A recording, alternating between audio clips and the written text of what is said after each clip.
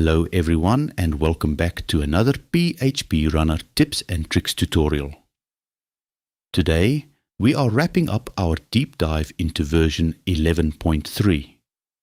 We have some truly fantastic features to cover today, specifically the highly anticipated IntelliSense integration and a quick guide on how to save your custom projects as reusable templates. Let's jump right in.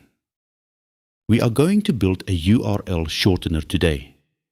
Let's start by creating a brand new project and naming it URL Shortener. Because we are starting completely fresh, it's best to create a brand new empty local database to keep things perfectly clean. I'll name our database URL Shortener as well.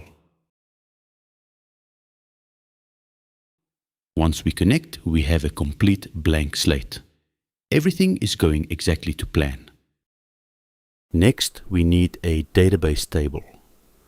Rather than building one from scratch, I'm going to import a table I exported from a previous build. We simply navigate to Project, click Import Tables, and select our zip file. Now, PHPRunner is going to notice that this table doesn't exist in our fresh database. Instead of ignoring the prompt, we simply let the software create the table for us. Just like that, our database is ready to go. Let's move over to the Add page for our new table and specifically look at the Before Record Edit event. In older versions of PHPRunner, you might remember the struggle of having to copy and paste your SQL queries directly into your code as comments, just so you could remember your exact field names. It was a hassle. But with version 11.3, those days are over, thanks to IntelliSense. Let me show you how powerful this is. If I want to write a substring function, I simply start typing sub. Instantly, a drop-down appears with all the available matching functions, along with a helpful syntax explanation that appears when you hover your mouse over it.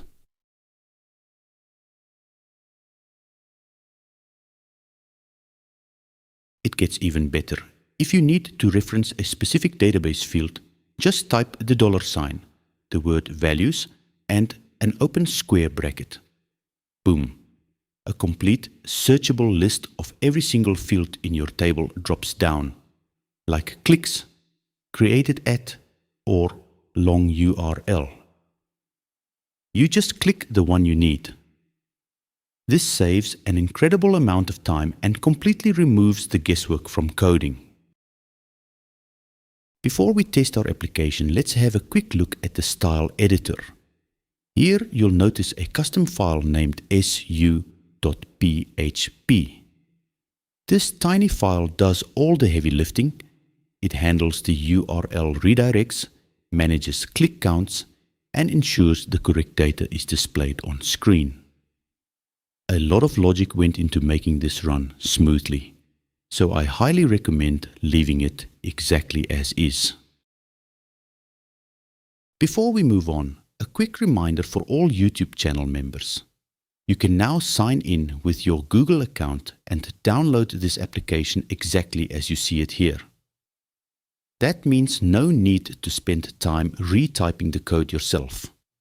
You'll have access to the complete project and can use it, customize it, and experiment with it however you'd like. If you're not a member yet, please consider supporting the channel. Memberships start at just $1 per month, and your support helps me continue creating tutorials and sharing resources like this with the community. Thank you for your support. Alright, let's build and view the application in the browser.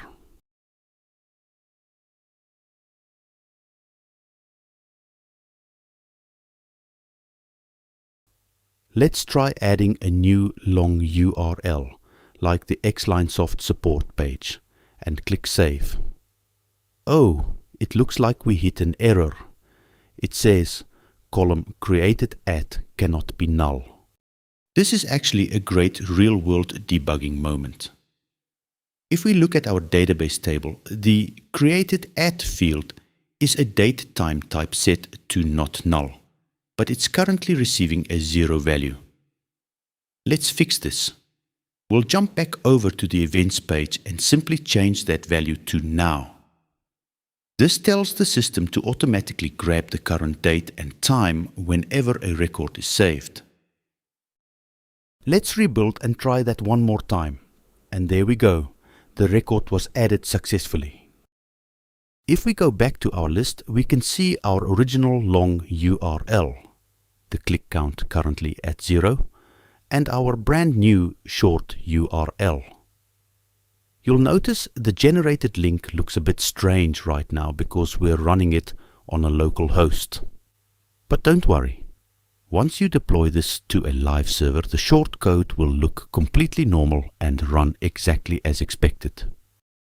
Now that our application is working flawlessly, let's turn it into a template.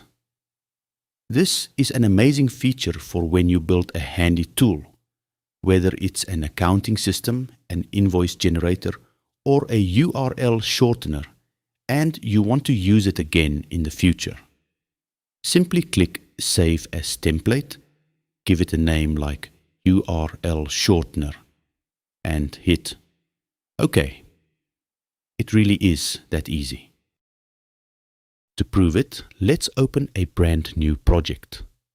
Right there in the menu, you will now see our URL Shortener business template. Just double-click it, connect your database, choose Use Existing, and your entire application is instantly replicated.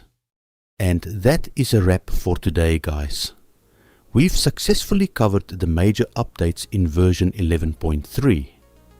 As always, there is plenty of room for improvement and customization. So if you have any ideas, please drop them in the comments below. I am reading every single comment and trying to give as much attention to your questions as I possibly can. Thank you so much to everyone supporting the channel. May you all have a wonderful and blessed day. Thanks for watching, and bye for now.